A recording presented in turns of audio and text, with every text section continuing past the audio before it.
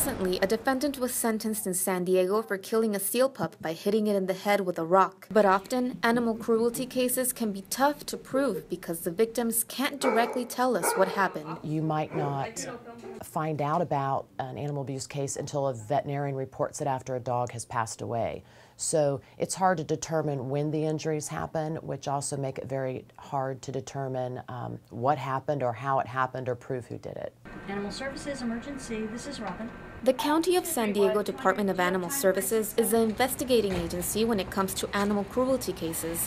Their animal control officers are the first responders. If we need to, we'll seize that animal and have it x-rayed to look for possible bone fractures. We're going to interview any witnesses that we have, anybody that saw something. And we also have to rely heavily on our veterinary staff. They will bring an animal in and they will evaluate that animal and come up with what the actual injuries were and how they believe those injuries came about.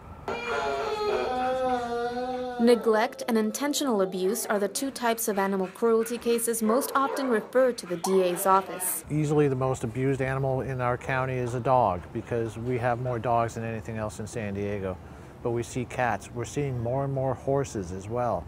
Horses are very expensive to care for. And we're seeing more horses just being neglected and left basically to almost starve to death. The FBI now considers animal cruelty a Class A felony alongside with homicide and arson, and as of 2016, they began tracking and collecting information about animal abusers. There's been a lot of research on animal abuse, linking it to other types of violent crimes, which do include domestic violence, child abuse, and even murders.